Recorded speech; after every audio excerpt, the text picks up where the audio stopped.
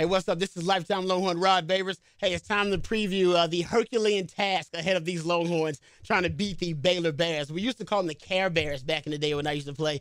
No longer. Now I call them the Scare Bears, and that's legit. Even with their third-string quarterback making his start, Chris Johnson, I still think this is a potent offense. They're the number one offense in the country. All right, they got the fourth best rushing offense in the country. And I think that's important because that's what Baylor is going to lean on in this game versus Texas.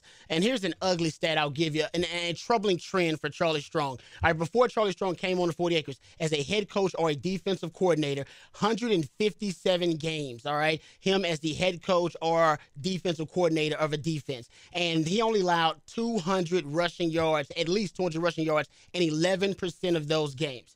All right, out of 157, I think it was 17.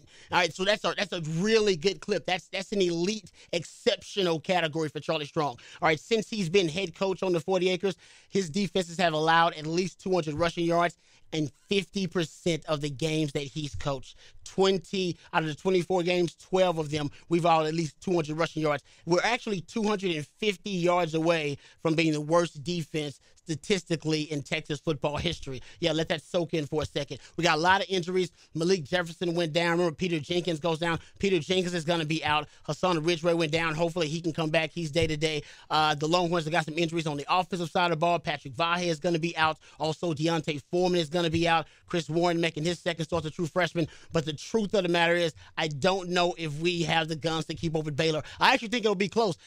Baylor actually is favored by 21 points right now. I think Texas will keep it close to that. They're on their third-string quarterback. There's only so many miracles that Art Browse can come up with, even though he is a quarterback guru. This young man moved from wide receiver and now playing quarterback. I think they're putting him in a bit of a storm. Vance Bedford's going to throw everything at him because what has he got to lose at this point? This is the Longhorns' chance to get a signature win against the Baylor Bears. Baylor Bears got the Sugar Bowl on the line, so they'll be playing for a lot as well. So we'll see how it all works out. Well, the Longhorns will not, in my opinion, win this game. I think they'll actually keep it closer than the 21 points if you're a betting man and you want to keep up with all that. But I do think the Longhorns will show up in this game. We saw a lot of promise from a very young team, a lot of subs in there, a lot of second-string guys with all the injuries versus Texas Tech, and they still able to keep it close. So we'll see if they can just run the football and try to take the air out of that Baylor Bear offense.